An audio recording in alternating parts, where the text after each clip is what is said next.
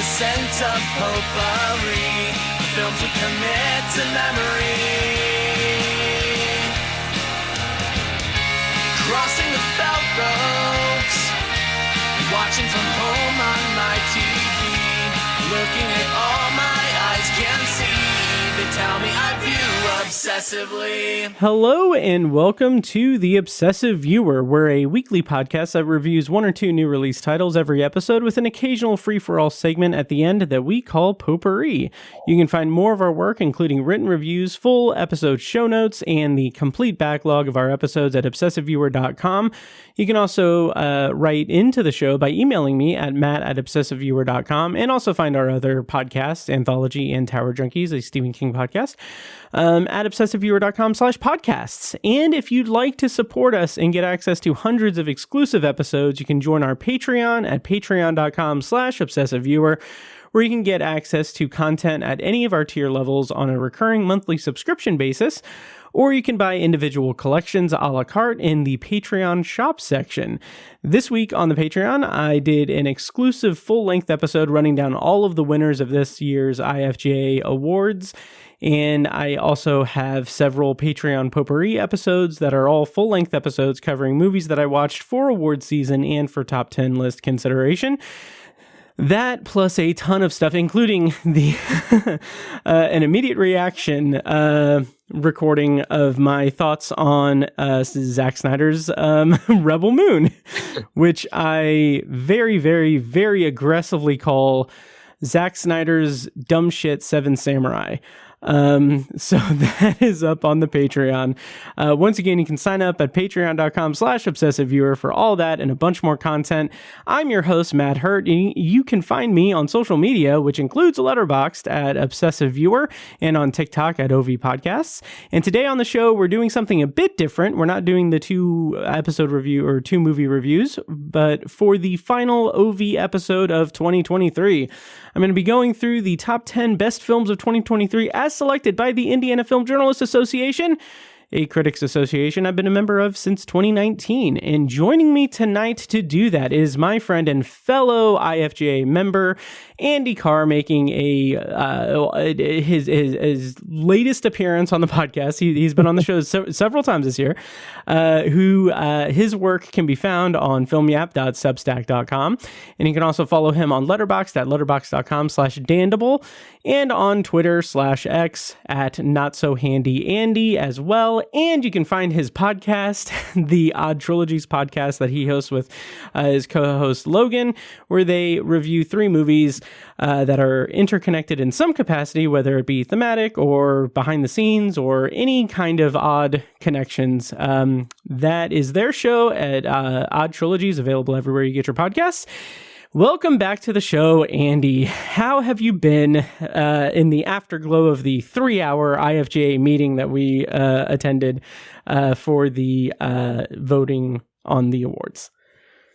Well, I'm feeling great. The meeting went really well. I think it's the shortest meeting I've been a part of since joining the IFJA. Yeah. They kind of get more streamlined and more efficient every year. And that's not to say there isn't still good discussion, of course. Right. There always is, but I think we're just we've figured out in the digital age, the remote age, we have figured out our new kind of not assembly line, but our new pipeline for discussing and debating films. So yeah, it was a good discussion, and I'm excited and proud of our winners. As am I. And yeah, you joined the IFJA. Was it would have been 2020, was it? Or was it late 2019? I think it was 2020. Yeah. Okay, that makes sense. This would be... Yeah, I think it was 2020. Yeah. Okay. Yeah, because I was in the beginning of 2019, and that was the last year, unbeknownst to everyone, that we had an in-person meeting. Those were the days, like paper ballots and everything. But yeah, this is the we did it all virtual once again, which we've done since 2020, and this was the first time that I was the one that hosted it on Google Meet. That's true. Yeah. Yeah, which I had mentioned in the little group chat that we're part of.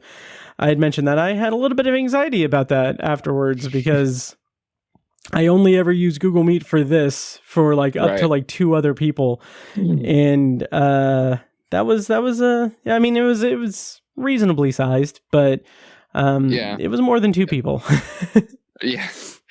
So, yeah. But it was a good meeting, and I think I think the Google Meet went well. I think so too. I didn't notice any major hiccups. Neither did I, thankfully. Yeah. So I was happy with it. Very happy with it. But before we get into the actual winners and everything and all of that, some news dropped. Do you want to talk about the latest news kerfuffle? Are you referring to He Who No Longer Remains? Yes. Yes. Mr. Majors. Yes. That verdict dropped, and I guess it was guilty on 2 different things and not guilty on a couple other things that he was charged with, right? Yeah, I believe for sure he was found guilty of a harassment. But either way, in terms of his current professional movie ongoings, that tie has been severed with Marvel Studios, regardless of what the details of his convictions. December 18th, he was convicted of 2 misdemeanor counts of harassment and assault. And then immediately after that, news broke that Marvel fired him from the MCU, which is appropriate, I would say. Like that's it's the right decision. It's the right decision. But man, like, you know, the internet likes to say, I didn't have that on my bingo card. But like, man, I can't imagine. Like, I'm glad that, you know, that justice is presumably served in terms of in some capacity. But just I can't imagine like the turmoil in the walls of Marvel. Yeah, well, I'm sure for like the last however long this has been going on, last several months, they've just had, you know, these responses drafted up or whatever, and they were just going to hit launch on whichever one was right after they heard the verdict. And it just, I mean, that's kind of what it felt like the last several months anyway, was that like Marvel wasn't going to tell us anything about their future plans until they knew if their main man was tanked. That's a good point. And it's interesting too that they did wait for the verdict to come through and not like, I don't know what the mechanics of that are, like in terms of like, were they waiting for the verdict specifically because like was there any, like, I can't imagine there being any PR safe way for them to keep Jonathan Majors on, even if I feel like there would have been a ton of backlash, because when the news broke that he was, you know, arrested or accused of those things, there was kind of this storm on social media of like other people bringing up stories about him and stuff like that. So it's like, it felt like the dude was basically immediately kind of down and out in the public eye anyway. So it's like, even if he, you know, got out of this from a legal standpoint, I just feel like, you know, people weren't really ready to move forward and be like, all right, well, he's not guilty, so I guess he's good to go.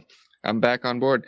And even just, you know, the politics or the case aside, people haven't really responded to the Kang stuff. Yeah. Or the, you know, it really has just kind of been a wet fart. So it was like, it really has. It's like, it's kind of crazy how all of this has worked out in terms of like even down to the legal defense of Jonathan Majors, like the freaking lawyers like releasing the text messages as if it were to exonerate him when it is demonstrating like abusive behavior. It is like textbook emotional abuse and manipulation. It is insane, but like it's so weird because yes, the Kang stuff has not been landing. Like it hasn't been it hasn't been a good year for Marvel or a good few years post Endgame. And like it's so peculiar to me that this is the state of that, which I know isn't necessarily talking specifically about like Jonathan Majors, but just like the state of affairs in terms of that is crazy. Yeah. Well, it's kind of a weird and sorry state for Marvel that like they spent the better part of the past year waiting to see if the guy who plays their new big bad that nobody likes anyway is going to be able to keep playing the big bad that nobody likes anyway. Like, that was like, they're not, basically they were dropping everything and not going to do anything until they find out what Major's situation is. And it's like, okay, but even if he's cleared, like that doesn't save you from any of the audience response issues that you're having with this phase of your franchise. Like it just feels weird to hang their hat on or rest their hopes and dreams on that guy. Absolutely. And just the fact that they put so much behind one specific person, which I guess, I mean, like technically you could say the same thing for Iron Man and Robert Downey Jr. Yeah, but he's your main character. Like, he's leading all the Avengers movies and has all of his solo movies as well. Kang is the villain. It's like Thanos. Josh Brolin was great as Thanos, super imposing, but he's in 2 movies and a cameo or something like that. The franchise was not resting on him. I mean, obviously, Infinity War rests on him, but like, and I guess you could say Quantumania rests on Jonathan Majors, and look how well that went. Yeah. Oh my God. Yeah. So I don't know. Like, what would you like to see Marvel? Like, how would you like to see Marvel pivot from the Jonathan Majors of it all going forward? Well, like, is there any route that would bring you more interested into whatever they're doing with the multiverse saga? Well, I mean, I've been deeply invested in the MCU for several years. I've been a huge fan. I wouldn't say currently that I have the passion of somebody who would call themselves a huge fan, but and I could probably give you an episode's worth of material on all the issues I think that they need to address if they actually want to like stay relevant and survive at the box office. But just in terms of the Kang stuff, I feel like they're best off just cutting off that storyline and pretending it didn't happen, or like throwing it under the rug, being like, well, that one didn't work out, let's try Doctor Doom or something, and I'm not saying it has to be Doctor Doom, just I don't know, they've done a really poor job ever since Endgame of like creating a narrative geography where it's like, okay, this character's here and they're going to be a part of this part of the grand narrative. This character's over here and is not going to be a part of it. This character's over here and is connected this way. And there's no real sense of like who the major players are or what storylines we're actually going to be pursuing other than the vague promise of the multiverse. And, that has so far amounted to cameos. Some of them great cameos, but still, like, we haven't gotten much substance in terms of what the multiverse is actually going to mean for these characters. So I guess I would just say, like, focus on telling a story that's of the scope that you can actually manage, and don't worry about like trying to redefine the cinematic universe again and one up the Infinity Stones and all that. Like, just focus on making stories about characters that people care about. Yes, and then you can build that up into something. totally agree. And like, it's like, it's funny. I could see, I don't know that they would do this. And I know that this is something that you kind of pitched softly there, but like the idea of them doing a, like soft reboot of the multiverse saga, or like having them basically like do away with Kang. Like I could see them do something like crazy and being like, oh yeah, we're going to have like a large scale incursion event somewhere. And then that creates like the new timeline that's basically like a version of the universe that does not have Kang. And like, that's how they get rid of him. Well, and they're even, I mean, ever since they announced Avengers, 5 and 6? Yeah. Those have kind of been, it's been implied that those are kind of an Infinity War and Endgame situation where it's like 2 chapters of one big culmination. Because I think they were like a year apart originally. Something like that, release date.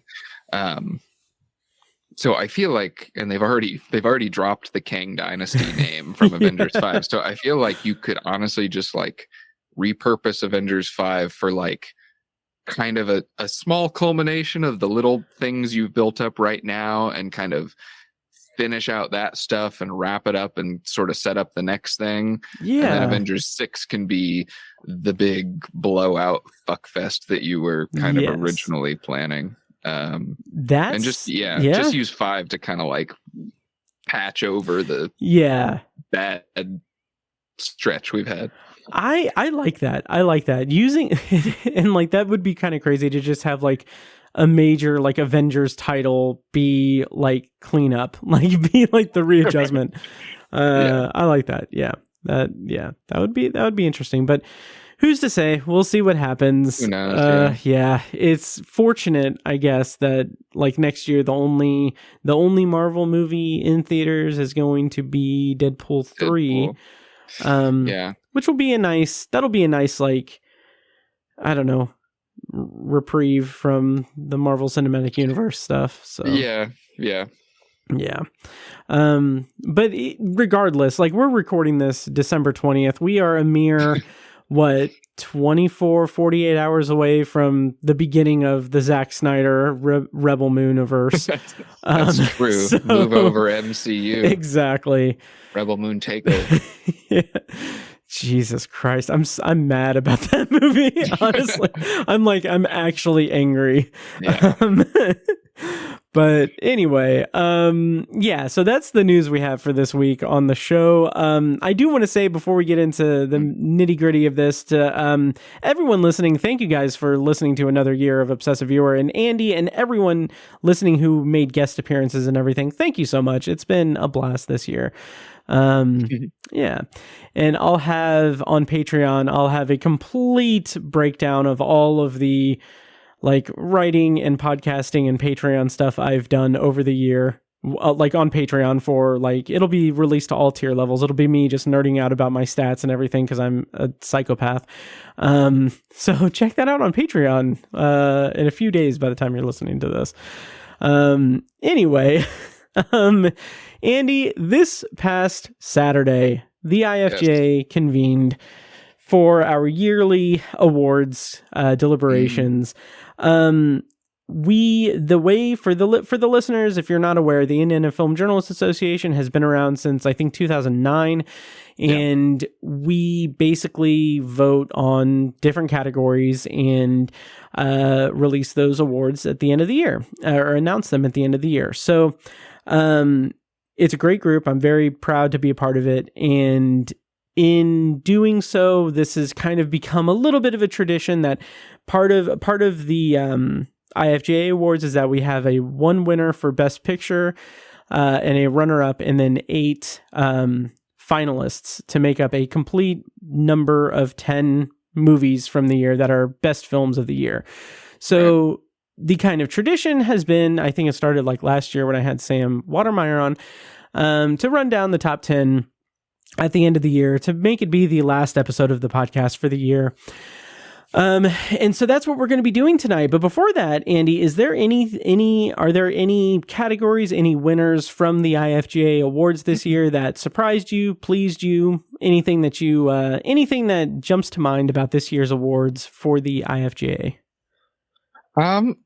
Well, honestly, I think, one that I was really happy to see was our Hoosier Award winner. Yes. Not exactly a surprise, as he was kind of the favored nominee throughout the year. Like, as we're kind of filling out our nominations throughout the year, he had a lot of support. But director Sam Mirpurian, who made the documentary film Greener Pastures, he's an Indiana-based filmmaker, and I just really liked that doc. And wasn't aware of him until I saw that, but kind of looked a little bit more into him. And yeah, he's been working for a few years now, and this film feels like a really major step forward for him in his career. So like, I thought that was a really cool thing to honor, because the Hoosier Award is just intended to recognize any filmmaker or film that has ties to Indiana. And I feel like giving it to a filmmaker who lives in and works based out of Indiana is like kind of the best way to do that, especially if they actually make good films. Absolutely. So that one really pleased me. Yeah. I was very happy with that, and with Greener Pastures as a documentary. It was incredibly intimate, beautiful, and just it is so earnest and sad at the same at the same time, and it's really eye-opening as well. So yeah, I'm not sure where or if that's readily available to the public, but strongly recommend anybody interested in documentaries or the agriculture industry. That's a very tumultuous place to exist in right now as an independent farmer. So definitely check that out if you're able to. Yeah, absolutely. Other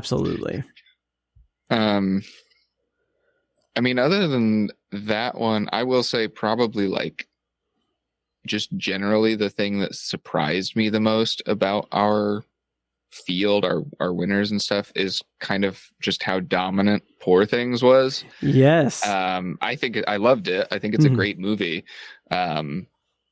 But it kind of showed up late in our, we didn't get it until just a little bit before our deadline. So it was kind of one that snuck in there, and then suddenly was kind of everybody's favorite thing. And for good reason. I mean, all the awards that it won, it deserves, but I was just like, whoa. And then to find out, after we tabulated it up, that it was like, oh, this set the record for the most wins in IFJA history by a single film. And it's like, wow, I would not have expected that, especially in like, given that we are currently living in like the year of Oppenheimer. Oh my God. That movie has defined this year in terms of movies. And will probably, perform incredibly well at like the Oscars and stuff. So on one hand, it's nice to do something a little maybe different that other awards groups might not be doing. So yeah, I definitely agree. And yeah, Poor Things, for context to the listener, it won 7 awards, and it is the record for most awards, most wins for a single film in the 15-year history of the IFJA Awards, which is remarkable because, like you said, we got it kind of late. I wasn't prioritizing it to watch. Like, when you guys are listening to this, last week on the podcast, I had Mitch Ringenberg on to review Poor Things, and like we talked out like what we loved about the movie and everything, and it's like I was very pleased with the episode, but like, and I apologize if I'm rehashing old things in the podcast, but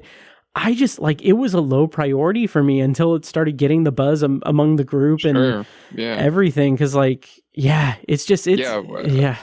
when I started, I was interested in the movie. I like Yorgos Lanthimos. I enjoyed his last couple things. And I thought the trailer looked good, but it wasn't until I started seeing it pop up on, the nomination sheet a bunch, and had a bunch of names next to it of people who support it, and heard some of those people talking about it and just gushing, that I was like, well, I guess I better squeeze this one in, and I'm glad I did. Yep. Oh, same here. Same here. And yeah, also, like, before we move on to any other categories and everything, just to give you a compliment, the graphic art for the winners and the nominees and everything is just gorgeous every year. So, like, that's well done, because you did all the graphic design for it. Yeah, thank you. Yeah, I appreciate that, and I enjoy doing that because I think it's cool to be able to present our awards in a way that's like eye-catching and people want to look at it, and it gives, you know, this is not of utmost importance, but it gives, you know, filmmakers or studios or whatever something to like share out on social media. Absolutely. If we post it, then like they can, you know, then it's like, then we're just getting more reach and those films are getting more recognition, and it's all good. Everybody wins. Absolutely. Yeah, it's and like for an organization such as ours, which it's a small regional critics group. Yeah. We're not in a position to like do like a big like Oscar night like awards ceremony or anything. Right. So like I just like the idea that, you know, people who work so hard on to create these films and put them out, and then like it's a miracle that anything gets released anyway. And then for us to put those into consideration and then pick them and everything, and then to do the added step by having you work so diligently to create the graphics and everything, just shows like how much we care about, you know, the film industry. I think it's a good look, a good gesture on our part to put that much into it. So thank you, and I'm happy to do it. Now I don't know about your back, but mine's kind of hurting from us patting ourselves on the back so hard. So we can move on. But yeah, so any other categories that jumped out, or any other any titles that you were pleased to see, any other titles you were pleased with us for recognizing, or any that you want to stump for post the awards? Yeah, well, I mean, my big it kind of became a joke during the meeting, but my constant stump throughout the meeting discussion was John Wick 4. Yes. That's my personal favorite movie of the year, so it was nominated in more categories than I could have, you know, hoped for or expected. So every time we got to a category that it was in for, I was like, come on, people, how cool would it be if we threw this balls out action movie a winner or a runner-up place? And you know, it got choreography, as it well deserved, and it got runner-up in cinematography, which I thought was really cool, because I think it's a gorgeous movie, but not like stereotypically gorgeous in the way we often think about best cinematography. Absolutely. So I was very really pleased with that too.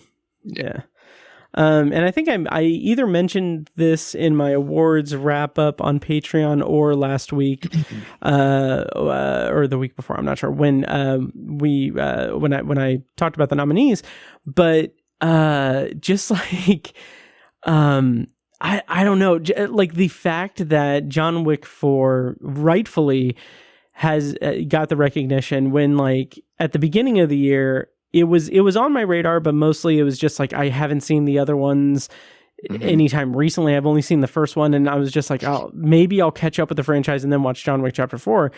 And then you campaigned for it so hard, I was like, I'm just gonna watch it. I'm just gonna watch it without the other two, the previous two. And it's a blast. It's gonna be on my top 10. It's phenomenal. But hell yeah. Yeah, but it's amazing that at the beginning of the year, I'm like, I was all in on like, oh yeah, this is the year of Fast X and the year of Mission Impossible Dead Reckoning Part 1. Yeah. And like, I don't even think I initialed Mission Impossible in anything on our list. I mean, it was a nominee for choreography, and like understandably and fairly so. But that was one that like going into this year, I remember that was maybe my like number one or number two most anticipated. And I loved the John Wick franchise already before Chapter 4. So I was excited for that one. But like 3 had kind of disappointed me a little bit. So I wasn't like going into 4 expecting like, gold star, perfect 10 out of 10. Right. Mission Impossible, on the other hand, I fucking love Fallout. It's almost incredible. A perfect movie. Yeah. Yeah. And so I was really liking the kind of synergy that Tom Cruise and Chris McQuarrie had been developing over the last couple movies. So I was like, this one's going to be an absolute banger, like utter masterpiece of all time. And then I watched it and it was like, it's fine. Yeah, it's fine. Yeah. And I barely thought about it the rest of the year. Same. And like earlier in the year, I remember one day I was working from home and or it might have been late last year, but the behind the scenes video came out with Tom Cruise doing the jump, and like he's doing, like it goes through like how they do it, shows him doing it like several times and everything. And I'm just like, when I saw that video, it's like a 9-minute behind the scenes video. Yeah. And at the end of it, I was like, okay, time to rewatch like the last 3 Mission Impossibles back to back to back. And I did. Yeah. And then Dead Reckoning was just like, okay, whatever. It's weird it was weird, like, because there was a lot of hype around that stunt, and it's a really impressive stunt. Yeah. But like in the movie, it doesn't feel nearly as impressive as the multiple impressive stunts in like Fallout or even Rogue Nation. Like it just doesn't. I don't know if it's because of the amount of CGI required to make that stunt possible, and I'm not knocking the use of CGI. Right. I think CGI is magical and wonderful and critical to making dreams come true.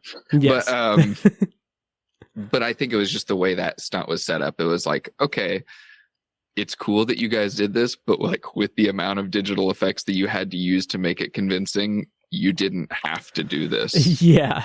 Whereas the other stunts, it's like, okay, I can see how that's like 95% of the frame is in camera. Right. And this stunt was like, well, it's like, I'm glad you did it for real, but you didn't have to. Exactly. It already looked like CG anyway. Yeah. And it's not to really downplay Tom Cruise or anything, because like I've said, like I don't think there's anyone quite on his level in terms of commitment to action filmmaking, like in terms of putting himself at risk and doing things himself. Right. But it's also like he learned to fly a helicopter in the last minute. It's like I don't know. I feel like I'm gonna like I feel like I'm gonna be a dick by saying this, but like it's math. Like he's like it's measured. Like I don't know, but but anyway, if you want to hear me be a dick about action movies and everything, check out Patreon for my angry immediate reaction to Rebel Moon. Oh man, talk about lack of memorable action. Oh my god, yeah, lack of anything worthwhile. Yes. Yeah. Oh god. So the winners were announced. I'll have a link in the show notes and everything for you guys to find the other winners and everything. Any final thoughts on the awards themselves before we get into the top 10 of the year per the Indiana Film Journalists Association? They're good choices. Nice. Us. Yep. Here we go, patting ourselves on the back once again. Yeah. All right. So, let's get into the top 10. The way that I mentioned before, the way that the IFJA kind of handles it is that we have one winner and a runner-up and then 8 finalists to make up a list of 10. The way we're going to go through this is we're going to go movie by movie, starting with the finalists in alphabetical order, and then we'll do the runner-up, and then we'll do the winner.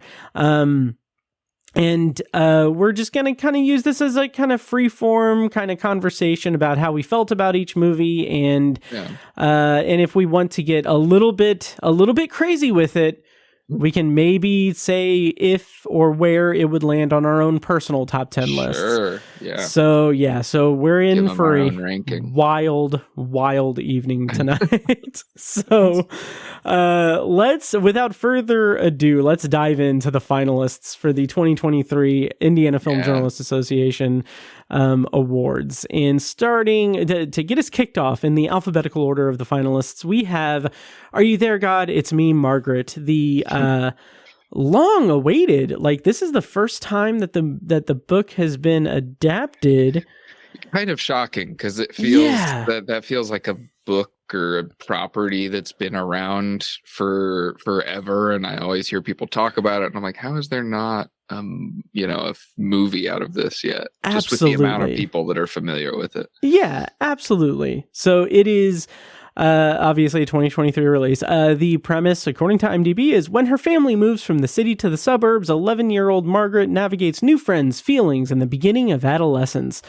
The movie was directed by Kelly Freeman Craig, who previously made The Edge of 17. Yeah, which is and she also wrote the script for this, adapted the script for this, and it stars Abby Ryder Fortson, Rachel McAdams, Kathy Bates, and Benny Safdie.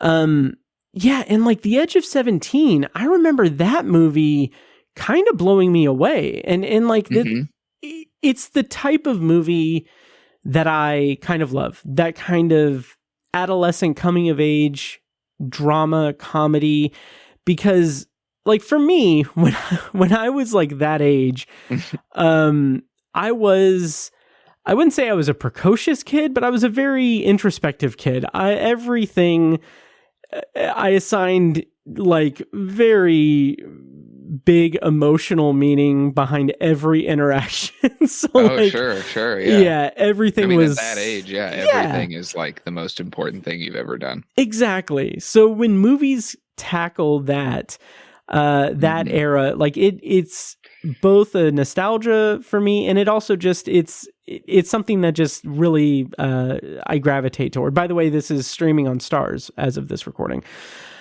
But Are You There, God? It's Me, Margaret. Andy, how did you feel about the movie, and do you think it was deserved to be on our finalist list? So this one is kind of my great failure of this year's field, because it's actually, I think, the only film we recognized on our awards that I didn't see. Oh, dang. I didn't even realize that. My comments will have to be relatively restrained and uninformed and ignorant, but it's honestly a movie that I was fully ready to pass over when it first came out, and I guess ultimately I did. But like, it was not a movie. It barely was a blip on my mental radar of movies coming out, because I was like, well, it's just not really like super up my alley in terms of genre and tone and that sort of thing. It kind of just looked like another feel-good movie. And I remember it coming out, and like everyone was giving it 5 out of 5 and 10 out of 10. I was like, what is this movie? That like, and like watching the trailer, it was even like, yeah, this looks like bog standard feel-good stuff. And then I was just kind of blown away by the response to it, and then forgot about it as the year went on, and then we got into awards season and everybody started talking about it, and again, and I was like, oh crap, I gotta watch this. And then the award season cram sets in, and I missed my opportunity to see that one before our awards. So that was my casualty this year. Yeah, and it was almost my casualty too. Well, it was it was my casualty, because I didn't see it until after the meeting. Okay. I watched it specific for 2 reasons. One, like I said, this is the type of movie that I gravitate toward. I love coming of age movies like this. And 2 is that I wanted to make sure that I'd seen all the movies before we recorded this. Right, yeah. So I watched it like last week, and it's nowhere near The Edge of 17 for me. Like that is I really liked that one. Oh, it was great. It was fantastic. But this is just it's pretty solid. Overall, it's a pretty solid movie. I don't even feel like it's necessarily something that, like, as a man, I can't relate to, because that's Sure. not, I feel like that would be a very reductive way to dismiss it. And it's not really how you operate as no, movie goer. Exactly. Like, It's oh, like, this isn't my experience. Yeah. Then no, thank you.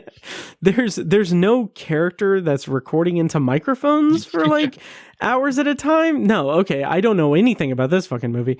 But this is so dumb, and it's a tangent. But I was loopy. I was kind of loopy and tired at the end of the day the other day, and I kept thinking that my Amazon just went off. So if you heard that in the background, but anyway, I kept thinking, like, it's so dumb. I don't know how to really bridge into this, but basically, I thought, like, it would be kind of funny if, like, I don't know. I imagined, like, this scenario where I would, like, suddenly say, like, oh, I'm writing a movie, and it would be like kind of a comedic sketch thing where it's like, okay, this person has no right to, like, no business writing a movie or anything. But, like, I just pictured it being like me just telling people, like, yeah, I'm writing this movie about this mild-mannered podcaster. His name is Lincoln the Show Notes. And Wow. It's so dumb. But anyway, so I just kept saying, like, Lincoln the Show Notes. So dumb. But anyway, Are You There, God? It's Me, Margaret. It's solid. It's solid. It's solid as a coming of age story.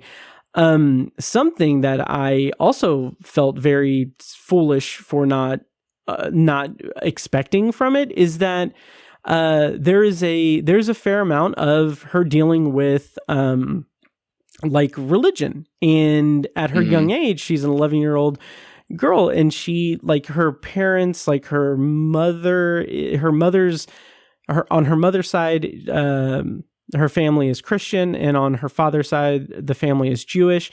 And there's a lot of, like, confusion from her as to, like, which faith does she belong to or associate with, and how like the, not necessarily the clashing of faith, but like the combination of those two specific faiths cause kind of turmoil within the family, which I think was handled very well. And I felt like an idiot for thinking, like, oh, wow, this has stuff to do with the religion. The movie Are You There, God? It's Me, Margaret has something to do with religion. Right. So that was kind of unexpected, but pretty solid. Yeah. Yeah. I mean, your assessment of it feels like, of the people that I actively listen to in terms of their opinions on movies, like, on a regular basis, and take into account and think, oh, well, if they like it, I probably like it. If they don't like it, I probably don't like it. Like, that is the consensus I've gotten from my curated feed, is like, gotcha. Yeah, it's good. So that was another reason it wasn't a priority for me as pressure got set in, because I was like, okay, yeah, there are a lot of people who are saying this is like a perfect, amazing, all-time great movie, but the people that I usually align with are saying, exactly. It's solid. Yeah, and that's not necessary. Like, that's obviously, that's not like a thing where it's like, okay, yeah, fucking Matt put his initials on like, talk to me for, like, cinematography or something. Like, okay, go fuck yourself, Matt. Right. Referring to myself. It's not necessarily that. It's more like, okay, well, I know the tastes of people that are because as a group, as you talk and you get to know other, your colleagues and peers and other people doing this sort of thing, you kind of start to figure out, like, okay, we like similar things, or certain things register for us on a similar wavelength.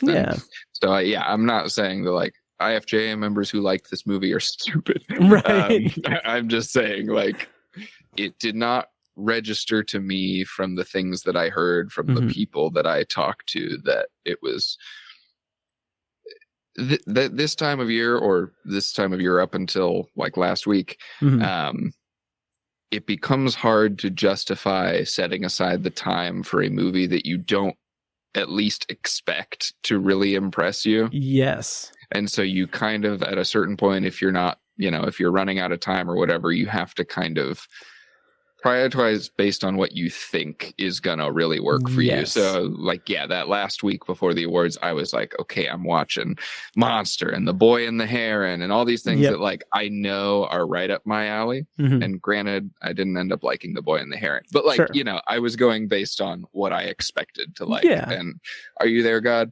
I'm sure it's a fine movie, and I'm not gonna shit all over it, but it just didn't seem like it was gonna knock my socks off. Right. So I didn't prioritize. That is totally fair. And a movie that I believe everyone prioritized is the next one in the finalist list. It is one half of the Barbenheimer phenomenon. It's Barbie. Yes. Barbie made our finalist list. Just for context here, it's currently now streaming on Max. In the plot summary is Barbie suffers a crisis that leads her to question her world and her existence. Directed by Greta Gerwig and written by Greta Gerwig and Noah Baumbach. Andy, how did you feel about Barbie? Like, where did you land on the whole Barbenheimer phenomenon? Yeah, I mean, I think Barbie's great. It's a lot of fun. It's a blast of a movie and a really impressive use of an IP and kind of not necessarily inversion, but like, subversion of an IP. So I was really pleased with it, and I was really glad to see it, reflected in our finalists here. Same here. Yeah. Yeah, so. I loved it. For the longest time, for the majority of this year, it had been sitting at my top spot in my top 10. Okay. Yeah. And then, of course, just as we're getting into the tail end of the year, like other movies kind of usurp it or kind of like bump it down a little bit. Right. Which is why, like, now that we're in the kind of aftermath of the meeting in the last like couple of weeks of the year, I am kind of trying to find the time to revisit movies that are on my list to reassess where they belong. But Barbie is going to be very high up on that list. I thought it was very, very, like you said, inventive, original, interesting, and a good way to package together some very, very timely social commentary in a way that was still fun and energetic. I like my kind of a-hole-ish kind of blurb about it that I've said in my mind all year is like, what I love about Barbie is that it managed to managed to deliver a message to people who would listen to it, and also to piss off the men of the world who almost exclusively refer to women as females. Because there's like a very specific type of person that does that. Yeah. I saw some video recently about it was like people on some chat show talking about a Reddit thread, and Am I the Asshole Reddit thread, where this woman is like talking about how she broke up with her boyfriend over his reaction to this movie. And she was like, am I the asshole? And she, like, in her elaboration, it was like, okay, this dude is exactly the kind of dude that the film was parodying, and naturally did not react well to it. And it's like, no, girl, you're not an asshole. You're free now. Yes. Nice. But yeah, just a really incisive takedown of that kind of specific gender clash, gender war, weird, conservative Joe Roganites and that sort of thing. And Ryan Gosling is amazing. Oh my God. At being kind of the embodiment of that satire. Yep. He's phenomenal. There's a lot of great, Margot Robbie's great, of course. Simu Liu's in there, and he's a blast too. He's another Ken. Yeah, absolutely. That is one of our finalists, Barbie. And let's move on to the next one. We've got The Holdovers by Alexander Payne. I did not bring up the information because I forgot that I was doing that in the process. But The Holdovers is a movie that the premise is a cranky history teacher at a remote prep school is forced to remain on campus over the holidays with a troubled student who has no place to go. Currently not streaming anywhere yet, but I believe you can buy it on digital as of this recording. It stars Paul Giamatti, Divine, Joy Randolph, Dominic Sessa in his film debut, and Carrie Preston, directed by Alexander Payne, written by David Hemmingson. Andy, I kind of feel like in terms of the group, the IFJA, I kind of feel like I was maybe a little bit hot on this movie in terms of other people didn't really seem to really care for The Holdovers. So I was kind of surprised when it made the finalist list. Oh, sure. Yeah. Yeah. How did you feel about The Holdovers? And am I crazy? No, I mean, there was this, The Holdovers weirdly became kind of a polarizing topic in our, amongst our group. Yeah. There were people who were saying, 10 out of 10 best movie of the year. I can't believe somebody made a movie so perfect. And then there were people saying like, this is like the lamest, tamest Payne film he's ever made. Yeah. And I found myself in the middle of all of it. I really enjoyed it. I think I would say it's a great movie. I had a wonderful time with it. It's a cozy, big old warm hug of a movie. It's funny. It's comforting and sentimental. And yeah, it's like super nostalgic for kind of a bygone era of not only filmmaking, but just like, life in general. But yeah, I didn't think it's not like it might wind up in my top 10. Nice. I think it's just outside my top 10 okay. right now. So, but yeah, I enjoyed it a lot, but I wouldn't say it was like a top contender for me personally for any of our awards. I thought it was like kind of formula or convention pulled off really well, with some great performances, especially Dominic Sessa and Paul Giamatti. But yeah, I wasn't like blown away by it.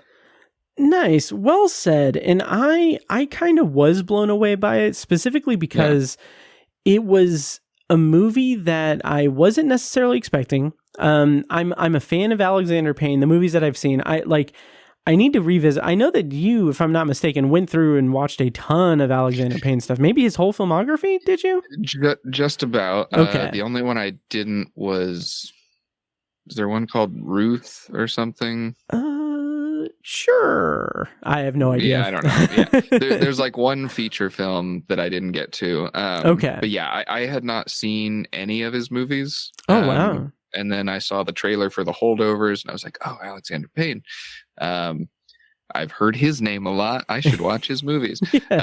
So I did. And I watched Election and I watched Nebraska and The Descendants and all this. Really enjoyed all of them. Sideways. But I don't think any of them like knocked my socks off. Like I was like, Alexander Payne has a very specific kind of voice and vibe that I appreciate and I enjoy. And this is a good time every time. But I'm not like walking away just floored or like I've had a new experience that I've never had before or anything like that. And The Holdovers was kind of, I had a similar reaction. Although I will say The Holdovers does feel kind of markedly different from his other movies, not in a inherently a good or a bad way. It's just like a lot of his other movies are much more kind of snarky and almost cynical, or at least there is a cynical main character who is kind of, at the heart of all of it. And I guess Giamatti is a cynical main character, but this felt like a much more warm, loving, hopeful, cozy movie, whereas some of his movies are more like kind of dry satires almost. Yeah, and that one movie was Citizen Ruth. Citizen Ruth, yeah. But yeah, I agree. And it has this, like you said, this warmth to it that is more about expressing the cynicism and kind of healing the cynicism of the characters a bit. And that's what kind of really like attached me to it. It just felt very soothing. And I'm woefully like unprepared to talk Alexander Payne in general, just because I've seen maybe a couple of his movies. I've seen Election, and I loved Nebraska. I adored that movie. Yeah. And that's basically all I've seen of his movies. Okay. So I've got a lot of catching up to do, but the Holdovers blew me away because of that, just the bond among the characters and the way that they, like I said, it's kind of this healing coziness that they experience and that they learn from each other, but it's also incredibly incisive with the dialogue, and it's not anything that is played up for like schmaltzy, hokey, emotional shortcuts or anything. It feels very genuine and grounded in the growth of the characters, and I adored it. It's definitely going to be on my top 10. I'm not sure where, but it's going to be on my top 10. Heck yeah. Yeah. And yeah, do you want to move right along to the next one? Sure. Okay, now I don't know if you've seen this one, but John Wick Chapter 4. The plot summary is John Wick uncovers a path to defeating the High Table, but before he can earn his freedom, Wick must face off against a new enemy with powerful alliances across the globe and forces that turn old friends into foes. The movie was directed by Chad Stahelski. Writers were Shay Haddon, Michael Finch, Derek Kolstad, and it stars, of course, Keanu Reeves, Lawrence Fishburne, Lance Reddick in what I believe is his final role, I would assume. Or I think, is he going to be in Ballerina? I don't know if he... I don't know. Yeah. But also Clancy Brown, Ian McShane, and Bill Skarsgård. So... Andy, John Wick Chapter 4, let's get into it. Jesus Christ. Yeah, I'll try not to spend the rest of the episode talking about it. But yeah, I just, like I mentioned earlier, I already really loved these movies, the first three. I was kind of the probably minority amongst the franchise's fans in that I felt like the first one was the best one, and then the second and third, as cool and big and insane and grand as they got, kind of lost sight of like the very simple pleasure and kind of revenge fantasy that the first film was tapping into. And thankfully, 4 just brings it all home. It has more action than you could ever expect from a single movie. It has bigger and better action than you could expect from a single movie. And it manages to be like a satisfying kind of conclusion, or, at least supposedly. With an asterisk. For the character. It feels like a very nice conclusion. And if it were to be the end, it would be the perfect end. It's just, I've really enjoyed watching how Stahelski has kind of used each one of these to push himself and his team and kind of the whole American action front forward with every single one of these movies. I mean, the first one came out and I think it kind of surprised everybody. It surprised me. I remember seeing the trailer and being like, that looks like dog shit.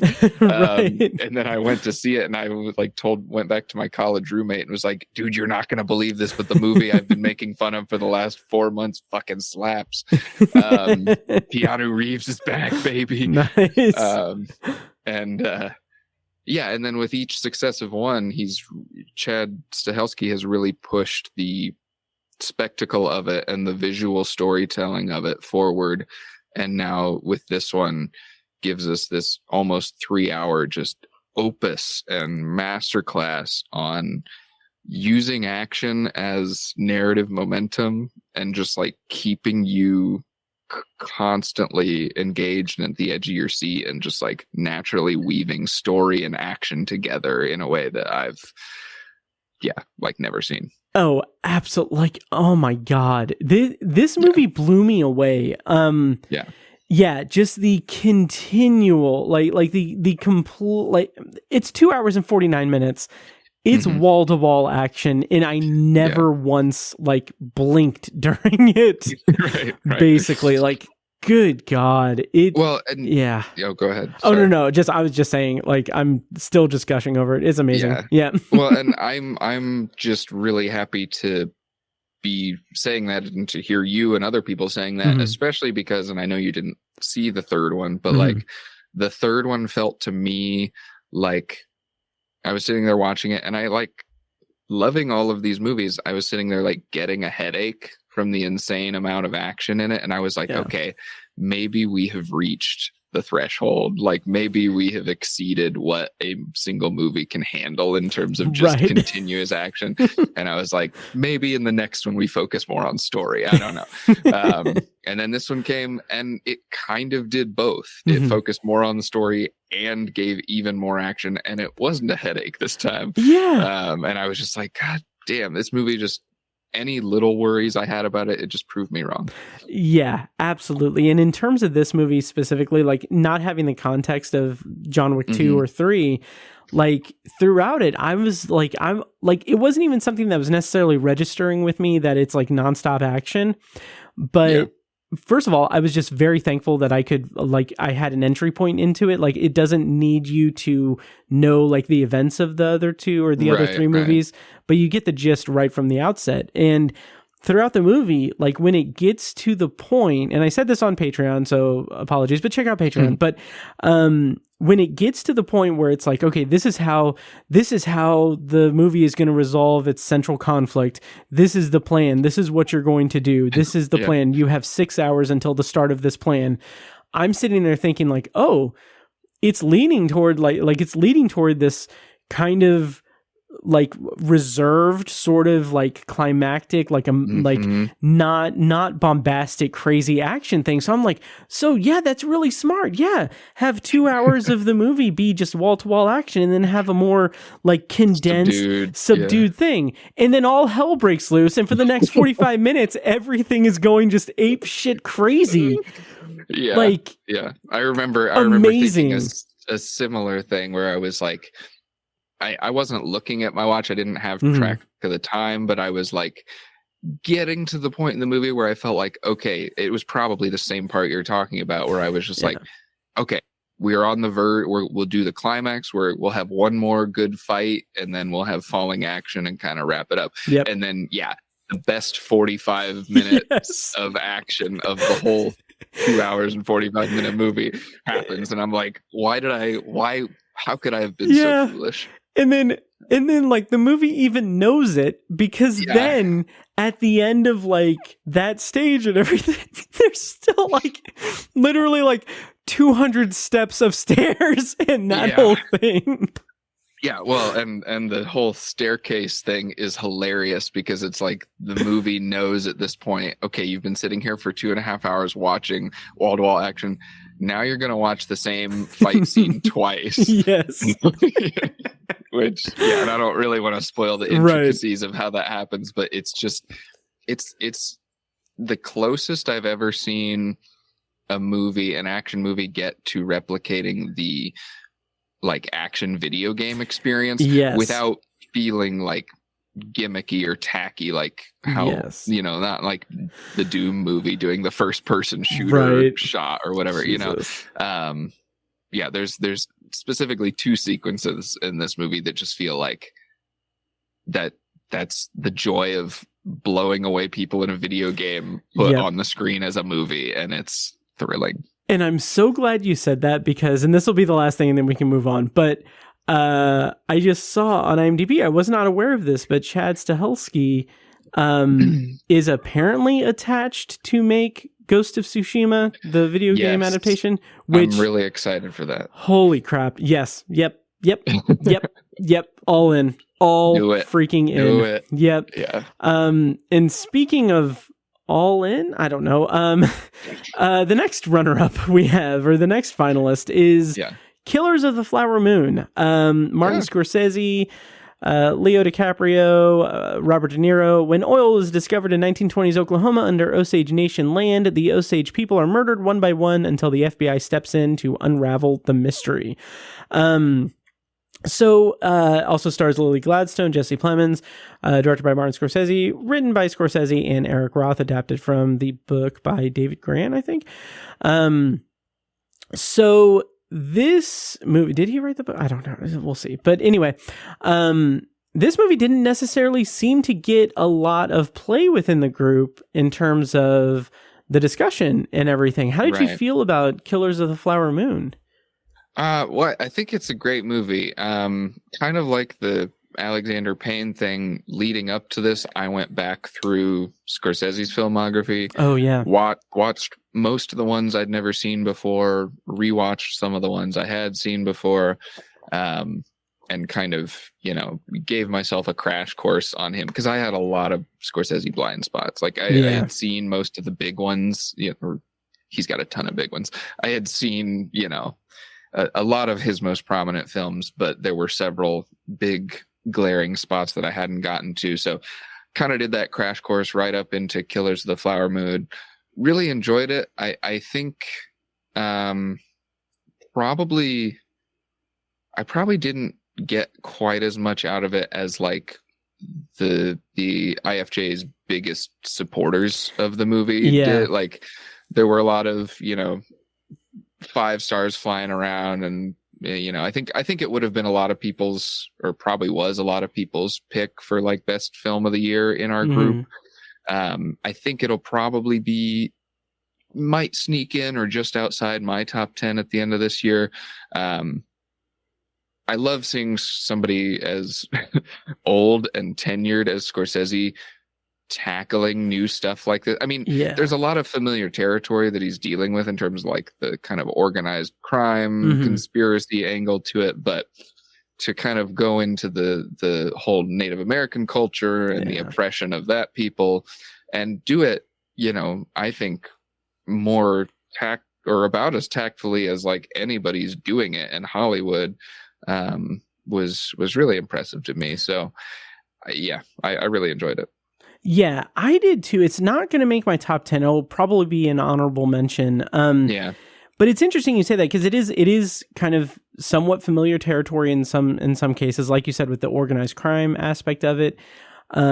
It's so interesting because it kind of makes me want to go back and rewatch The Irishman, which I haven't seen since it came out.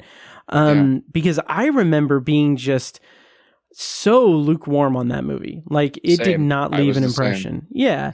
And like here, Killers of the Flower Moon, like it didn't like blow my mind entirely, but it was very impressive. I think that it came from a place of just strong storytelling, a strong desire to tell this story and tell the story in this specific way.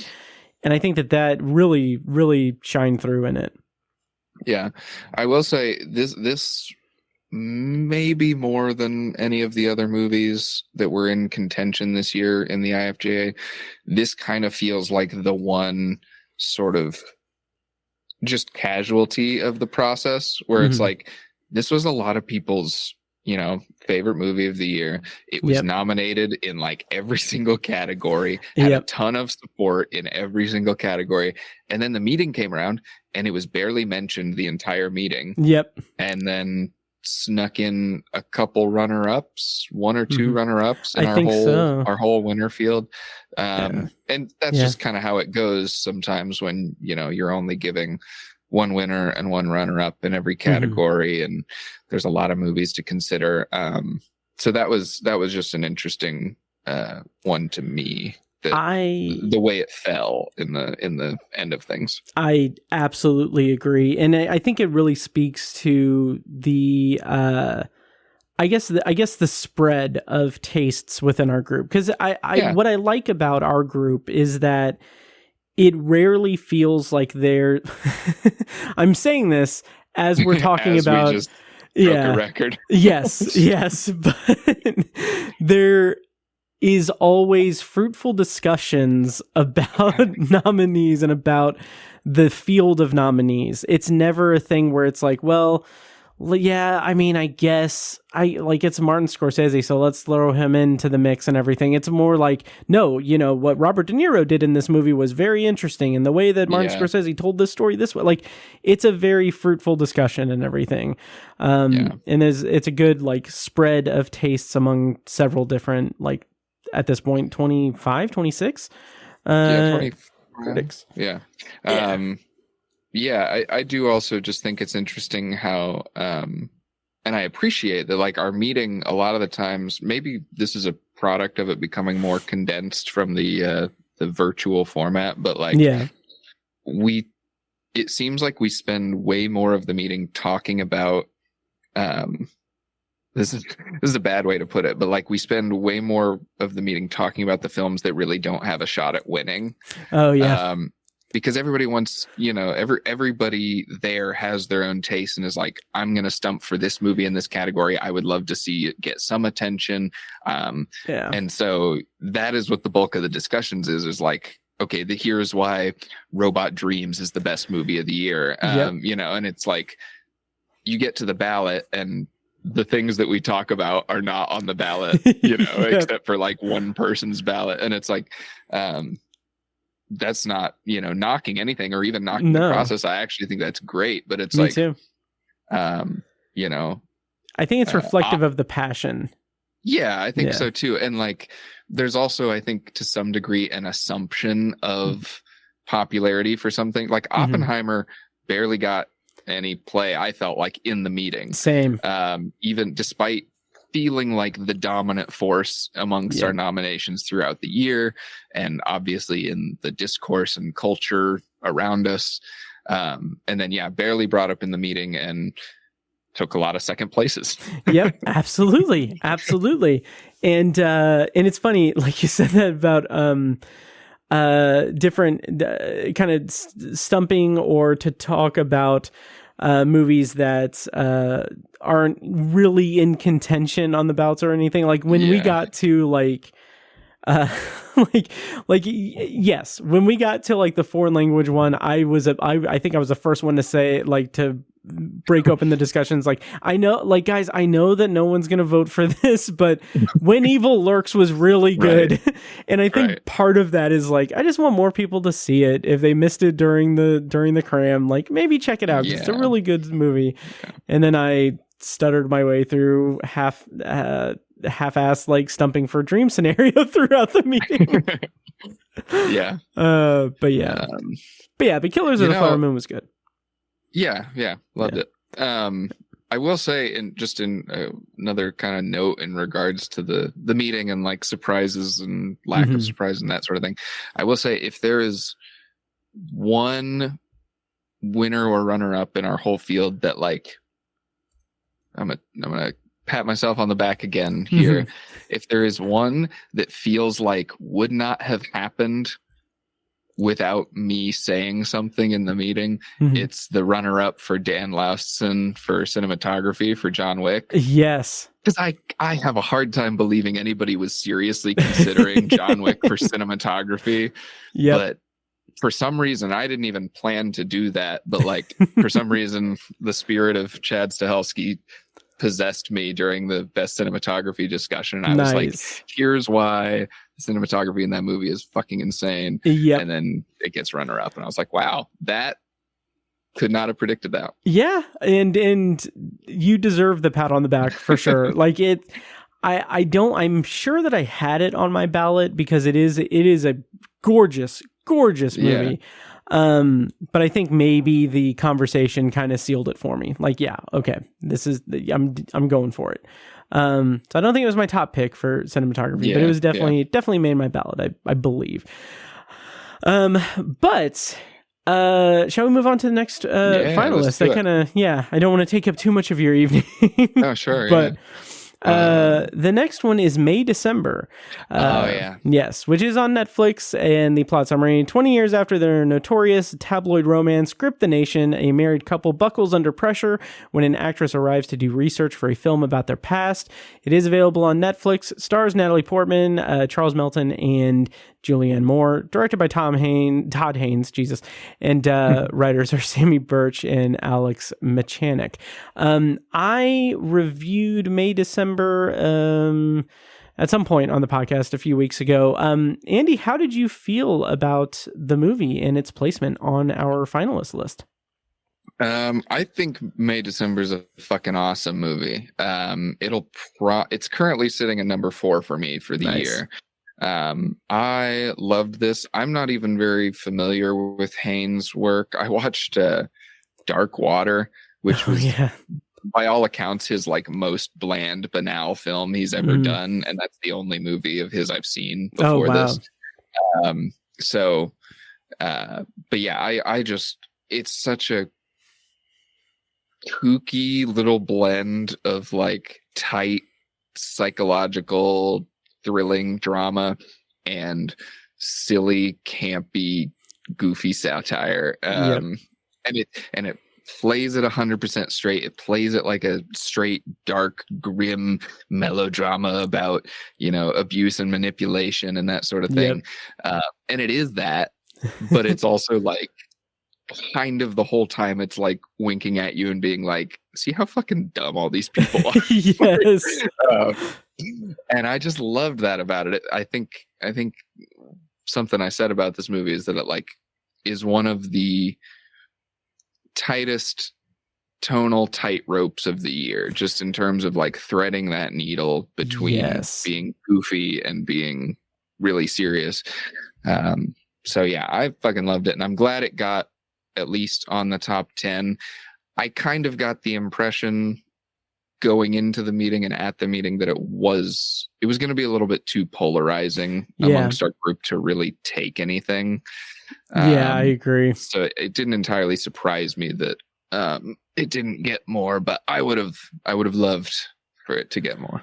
Same here. I was very impressed with it. I loved it too. And it's interesting that like we talked a couple of weeks ago on the podcast about Leave the World Behind, and how that movie has this just delicious punchline of a final scene.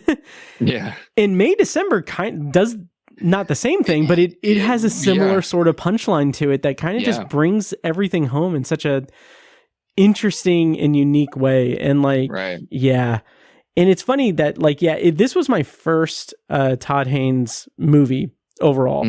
And I was very impressed with it. It so much so like it was interesting because I didn't like, my read of it was that it like I read it pretty straight, pretty much like I did not see the camp aspect of it until like the end of the movie. And like, I don't know, it really worked for me. So I'm glad that it's a finalist. It is a movie that kind of, I think if you're paying attention, it reveals itself to you at the end. So like, I totally get reading it straight, and then the end scene happens and you're like, oh. I actually, like, for the first maybe 15-20 minutes of the movie was like very, you know, kind of confused and caught off guard by the odd tone of it, and like wasn't sure how I was supposed to be reading it. And it was thanks to fellow IFJA member Alex Wheeler, shout out Alex, sitting down the row from me. I could hear them laughing like at different random things, just little line deliveries. Nice. And I was like, you know what? This is silly as fuck, isn't it? And then like the rest of the movie, I was totally on board with the like, this is cool and awesome, but also goofy and stupid. That's great. I wish I would have like seen it in the theater. Because I wish I would have, but I didn't. So, but I really enjoyed it, and I'm glad it's on the list. I don't think it's going to make my top 10, but it's up there. So yeah. Cool. The next movie, the next runner-up, the next finalist, I keep saying runner-up, but the penultimate finalist is Celine Song's Past Lives, which the plot summary is Nora and Hae-sung, two deeply connected childhood friends, are arrested apart after Nora's family emigrates from South Korea. 20 years later, they are reunited for one fateful week as they confront notions of love and destiny. So, Andy, as I, kind of in a similar vein, by the way, it stars Greta Lee, T.O.U., John Magaro, and Moon Sung-ah, and written and directed by Celine Song, her feature debut. But much like Are You There, God, It's Me, Margaret, this type of movie, this, kind of similar to coming-of-age movies, the romantic drama is something that I gravitate toward as well. Yeah. And I watched Past Lives kind of late in the game. I was impressed with it. I really, really enjoyed it. I think that it does tread some territory that has been covered better in other movies, but I think that it presents itself in such a realistic and heartfelt manner that I really appreciated. How'd you feel about Past Lives? Yeah, I liked it a lot too.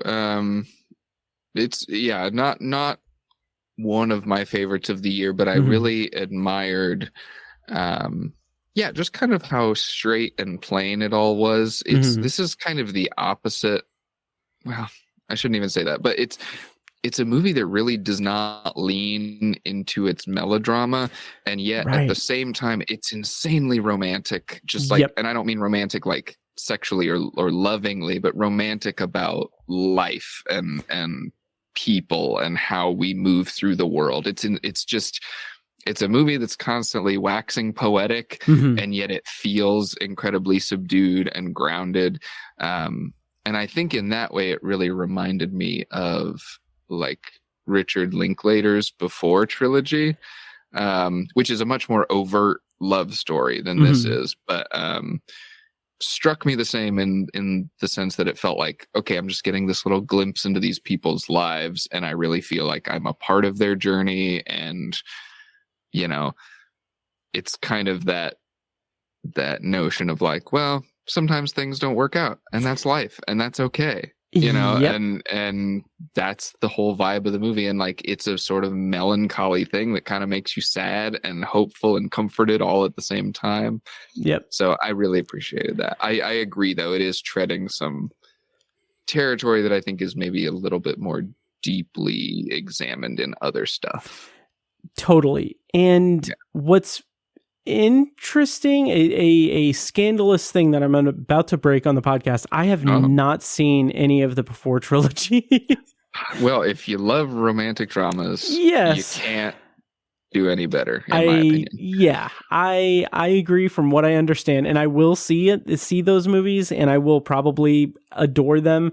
But what struck me about Past Lives is, like you said, it is not about here's the thing. The thing that really impressed me about it was that it is not, it is about attraction. It is about romantic interest, but it is about missed opportunities. It's about, but it's not about regaining those missed opportunities. It's not about examining that. It's not even about the taboo of being attracted to someone that you shouldn't necessarily, the construct of the movie is that they drift apart, and when they reconnect, it's not this forbidden attraction. It's more of a melancholy, like you said.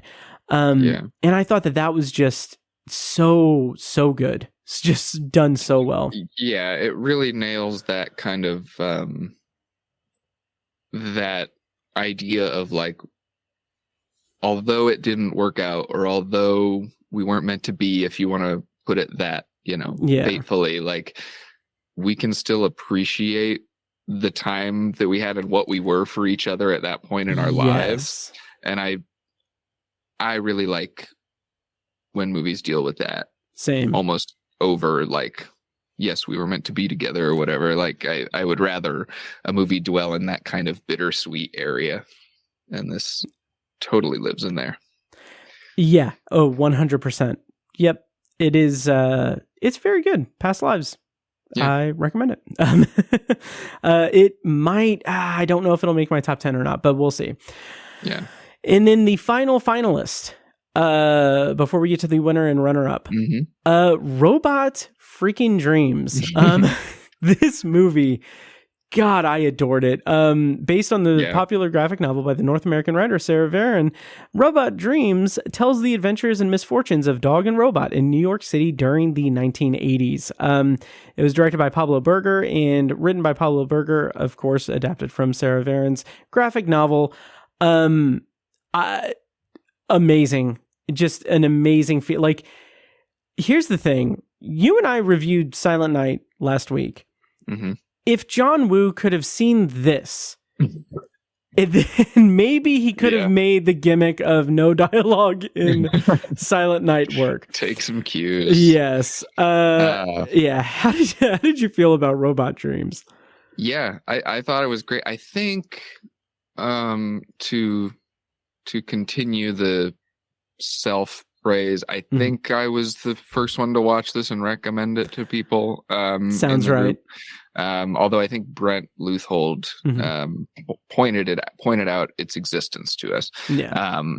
But yeah, I was not really expecting anything from this movie. I saw that it was. I'm always looking for animated stuff because I feel like that's something that's easy to miss, like as an organization, because there's not a lot of the animated stuff that comes out is like Paw Patrol or whatever. And it's like, okay, well, that stuff's not making the list. So I'm always trying to look for animated stuff that's really reaching for something and not necessarily pandering to one specific audience. Yes. So, see it as a like viable art form rather than mass market produced. It's not a genre. Stuff. It's just a type of filmmaking. Yeah.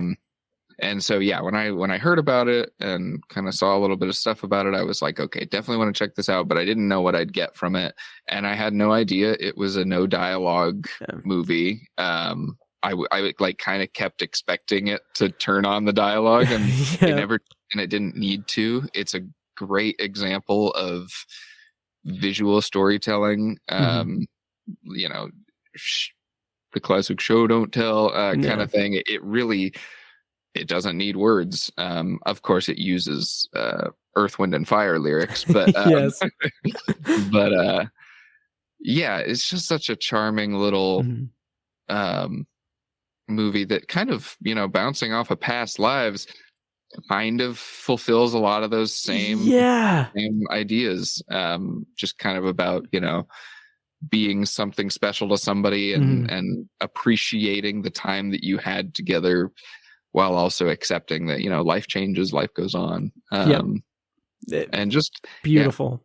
Yeah. I think it's a movie that it's not an adult cartoon, but it's also not aimed necessarily at kids. But I feel like this is a movie that you should show your kid at a young age. Yes. And that will make so much of growing up easier if they're able to appreciate it. Oh, absolutely. It'll just, I think it gives a really, really healthy perspective on moving on just in general. Yep.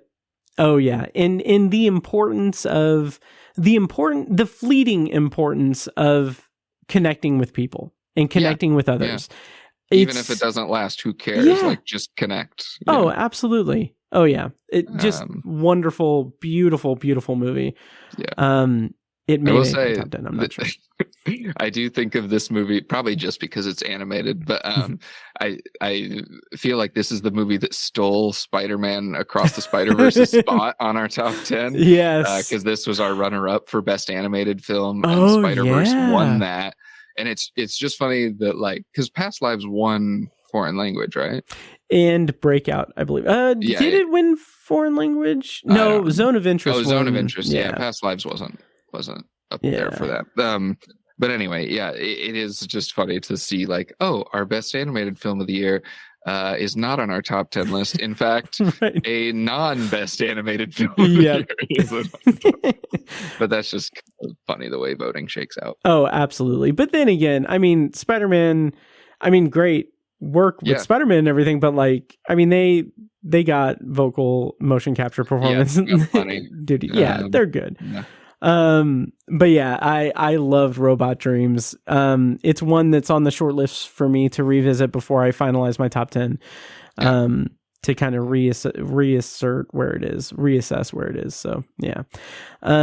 So those are the finalists. We now have the runner-up for Best Picture, according to the IFJA.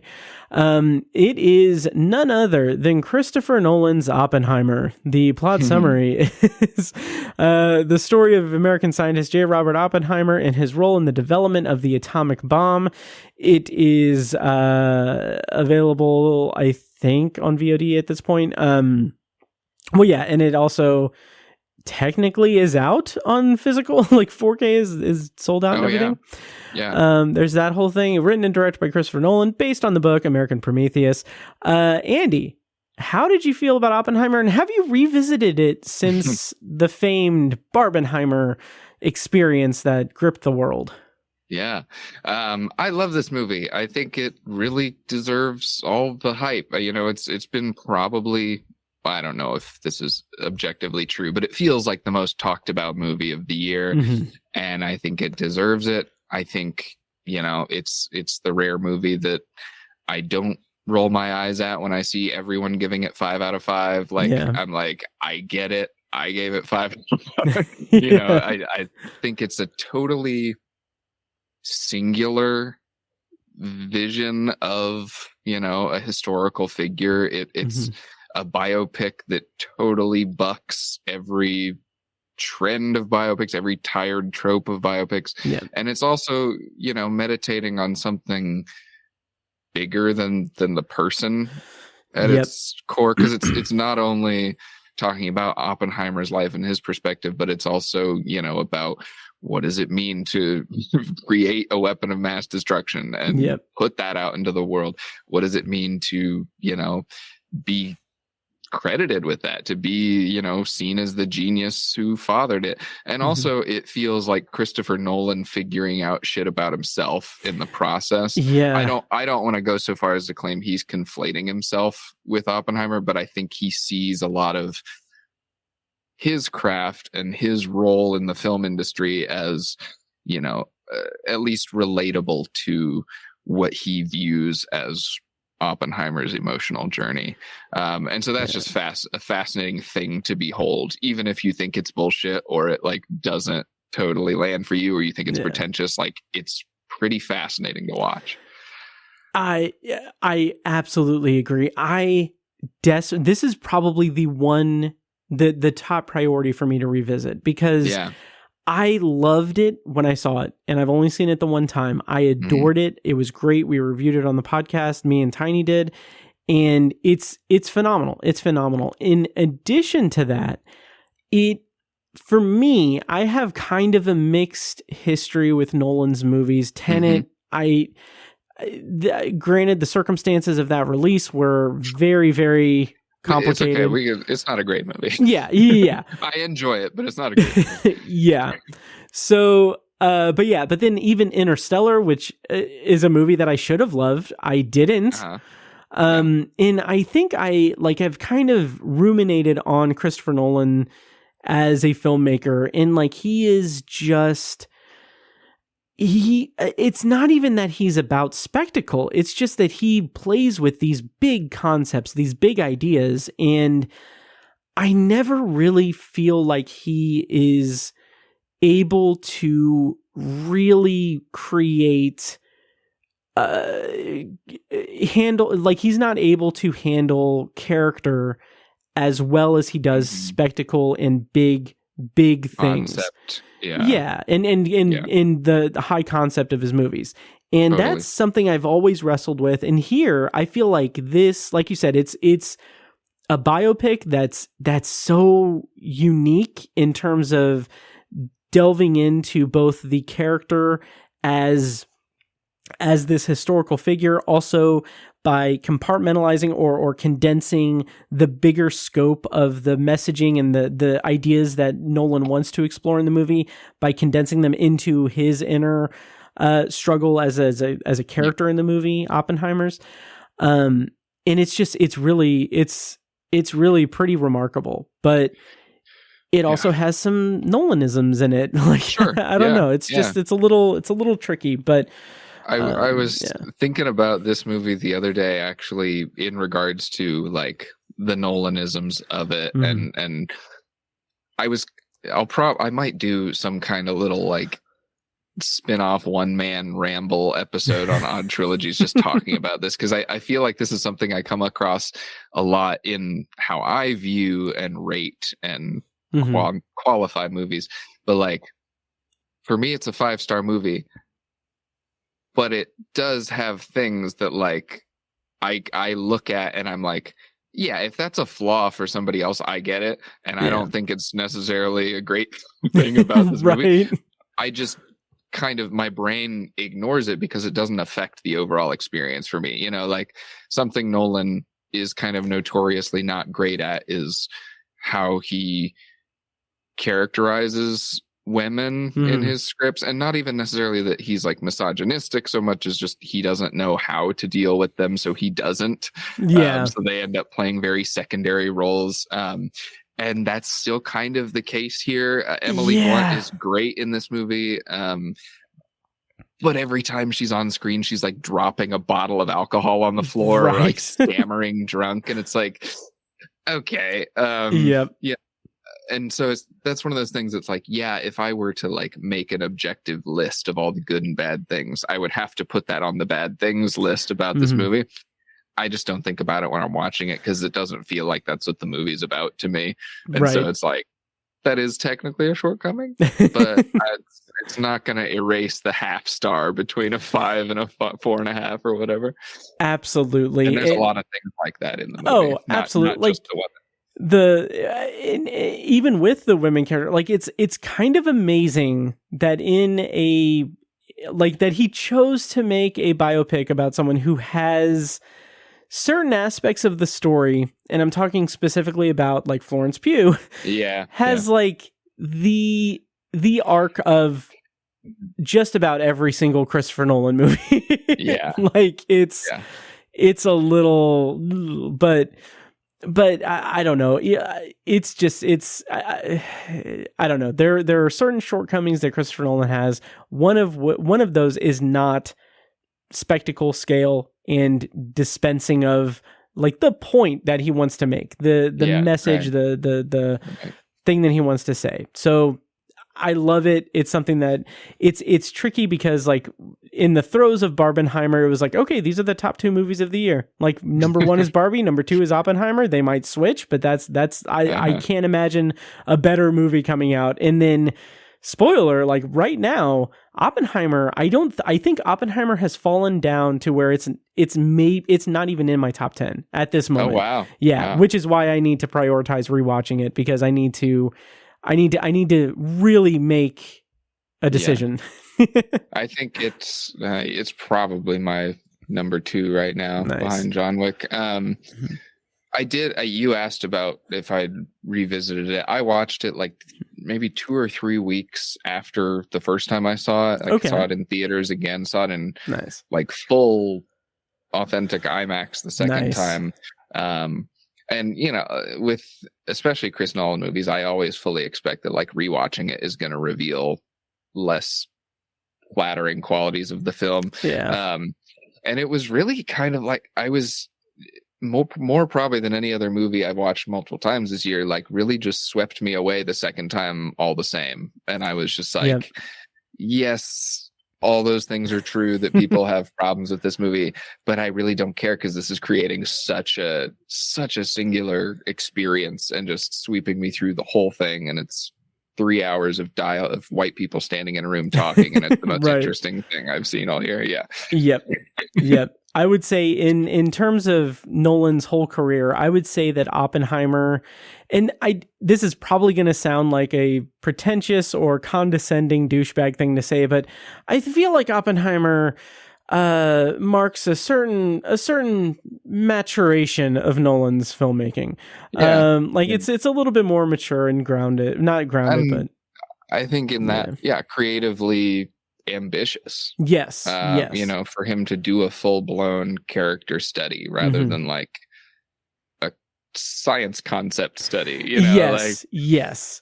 Like that reminds me. Like, I mean, his last two movies, Interstellar and Tenet.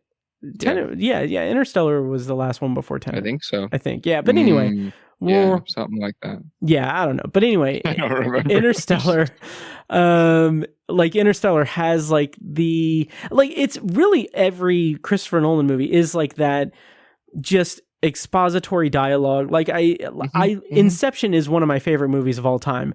It makes me cringe every time I watch it when like you see Cobb in Adderrodney. It's during like the snow fortress thing, and it's in the middle of a big gunfight, and then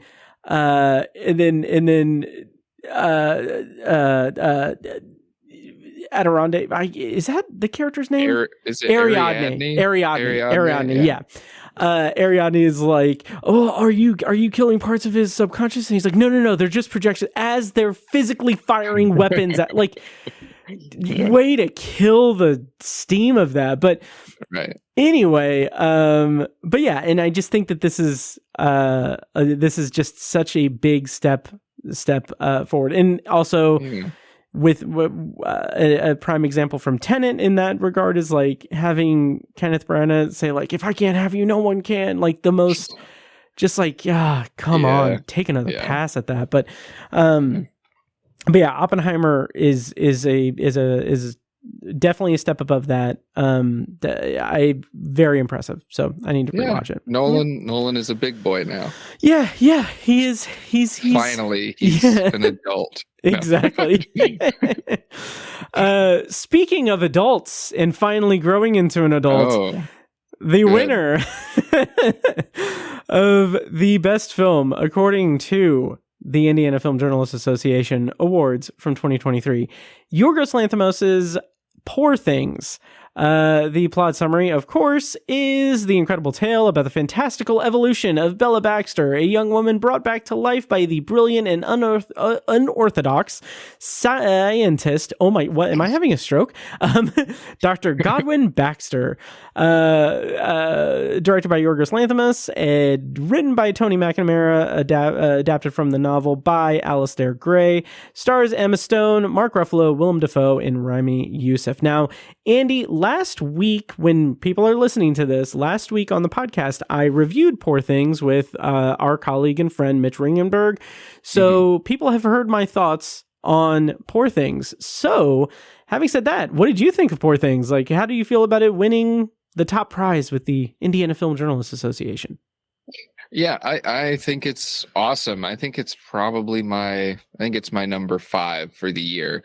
So not necessarily my personal top, but way up there. Awesome movie.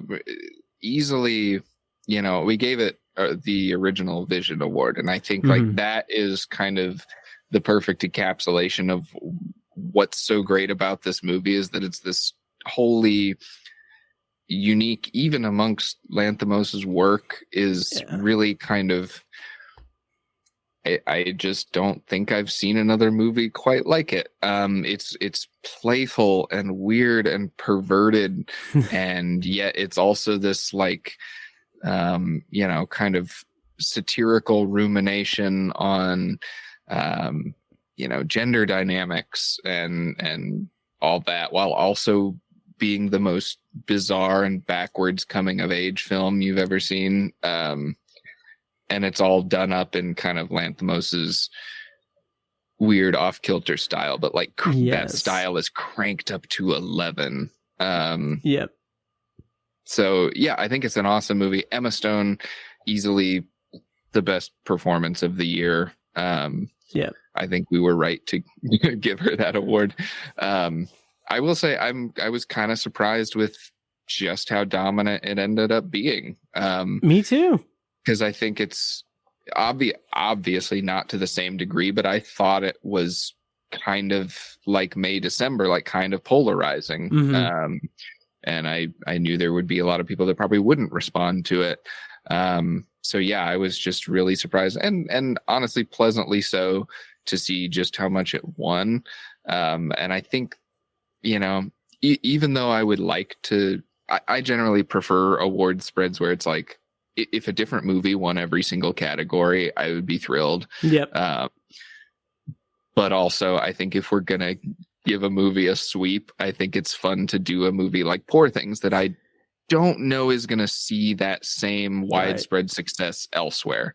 So like, I think it's cool for us to do that. Not that like the goal is to be different or anything, but like, Oppenheimer's going to win all sorts of shit. Yes. So like, it was kind of nice to be like, you know what? We actually love this thing and think it deserves that recognition.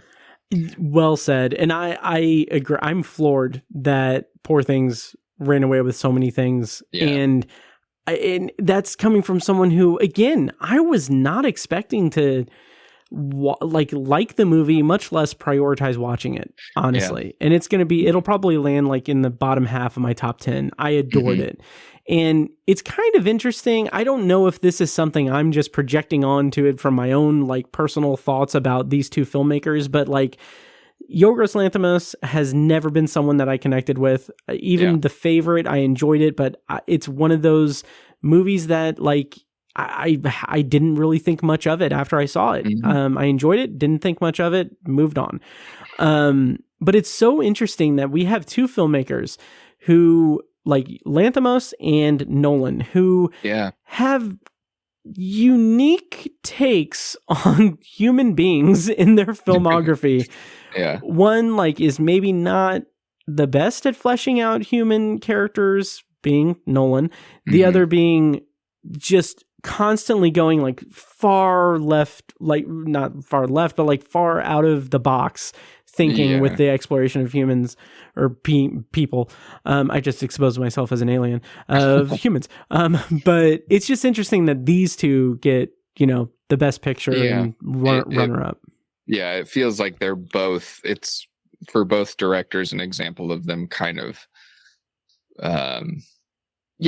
reaching a new creative frontier for themselves. Yes. Like this Poor Things feels way warmer and more empathetic than most of Yorgos' previous stuff, which is usually like, I don't necessarily want to say cynical, but like really exists in the perverse back corner of the human brain. Like that's where his style exists as a filmmaker. And I think like The Lobster is, a good example of like, this is it's kind of bleak and sad, but you kind of feel bad for the characters or whatever. And like Poor Things, it's not like pity at all. It's just like love and kind of strength and excitement for Bella Baxter's kind of journey through life and coming of age and learning about things.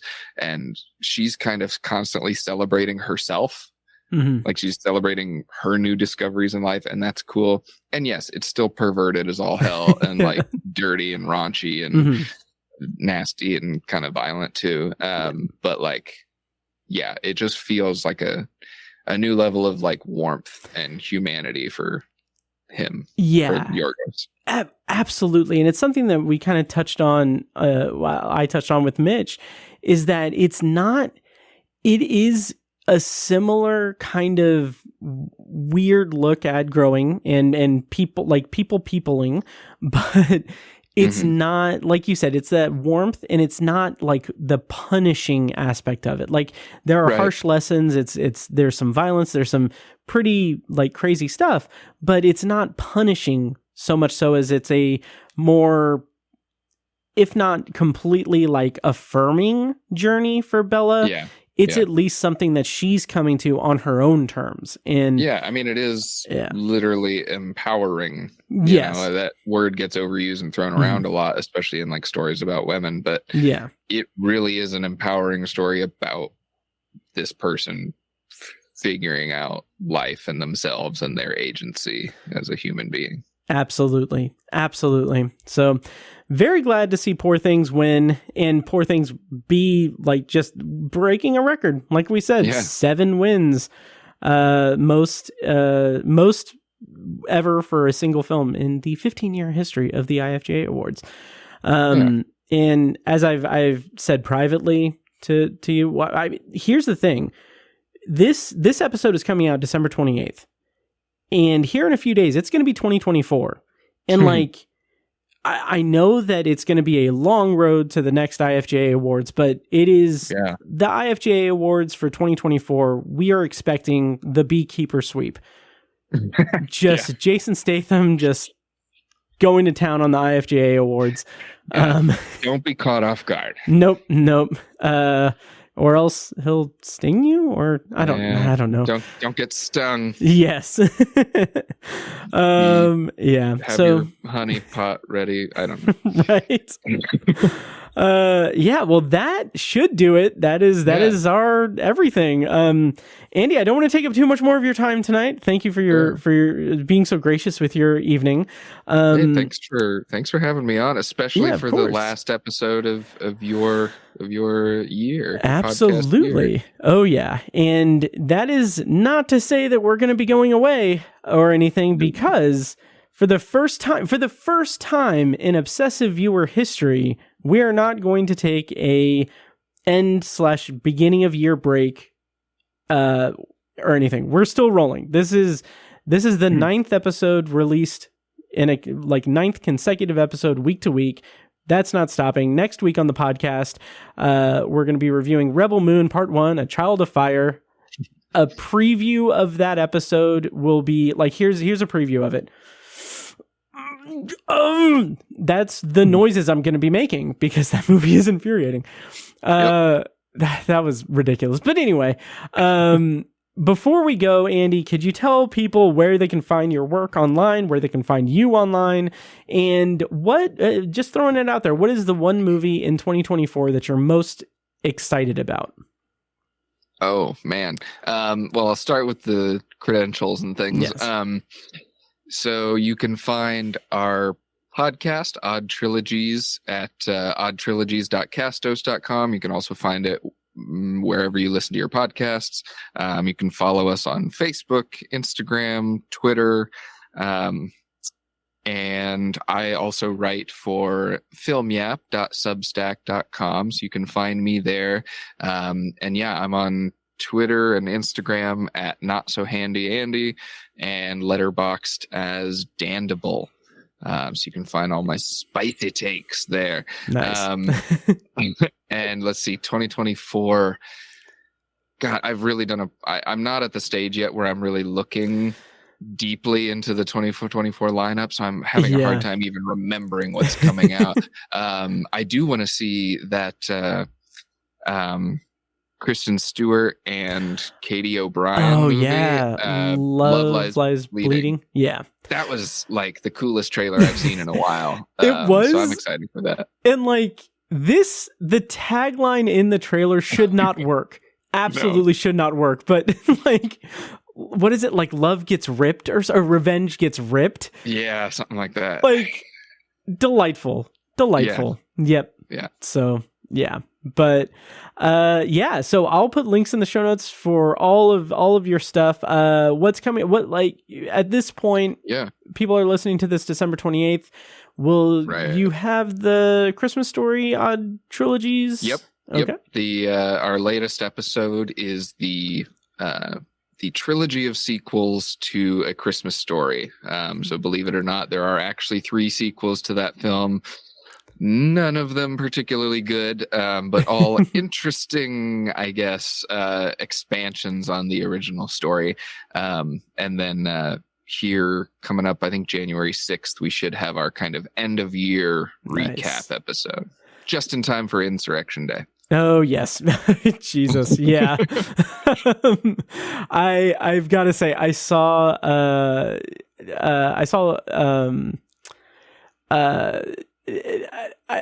Jesus. Sorry. I saw Logan's check-in for, I think it was, I was trying to find it because I wasn't sure which Christmas Story it was, but I think it was Christmas Story 2 on Letterboxd. And that just seeing the star rating has me very excited to listen to your guys' episode. Right. So it'll be an interesting and maybe brief conversation. Well, I can't wait to listen, and I can't wait to see what you guys got in the hopper for 2024. That'll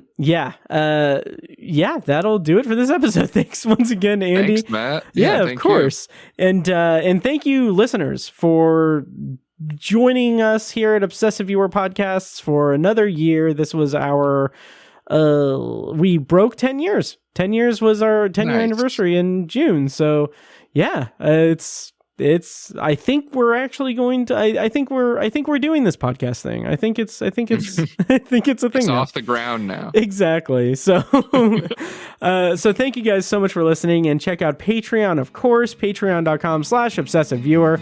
Tons and tons of stuff, and it's only going to get more stuff next year. Once again, Andy, thank you so much for joining me, and I'm looking forward to having you back on the show soon and throughout 2024. Yeah. Once again, thank you guys so much for listening. Check out our other shows and the website. Until next week, thank you guys for listening, and I'll see you in the next episode. And now, enjoy this short clip from our Patreon exclusive RSS feed. For the full clip and more exclusive Patreon content, such as early access to episodes, TV, book, and movie reviews and reaction recordings, commentary tracks, and Patreon potpourri episodes, go to patreon.com/obsessiveviewer and become a patron at the minimum rate of $1 per month. Thank you and enjoy. This ridiculous breadcrumb that is going to be paid off in the next movie, and it sticks out like a sore thumb. It sticks out so much because it has nothing to do with anything else, and yet it's just there. It's like, okay, this person in the past had this ability, and then I ended up on the farm. And it has nothing to do with anything. Nothing at all to do with anything. It could have been a somewhat interesting backstory for world building for the lore and everything, but instead it is a breadcrumb it's a breadcrumb left for us that's the size of a fucking boulder, so that we can't avoid noticing that it's something that is going to lead to something else. And it's just the dumbest plotting I've ever seen this year in a movie. I'll say that. So I don't get too hyperbolic, but it is just the dumbest thing. I kept thinking throughout the movie that this movie is Dumb Shit 7 Samurai. That is the name of this movie, is Dumb Shit 7 Samurai, because there is nothing imaginative or interesting about it. I hated it so much. I ended up rating it 0.5 star. This podcast was edited and produced by Matt Hurt and presented by ObsessiveViewer.com. You can find links to all of our shows at ObsessiveViewer.com/podcasts. For exclusive bonus content, including reviews, commentaries, and B-roll episodes, you can subscribe to our Patreon at patreon.com/ObsessiveViewer. Thank you so much for listening, and we'll see you in the next episode.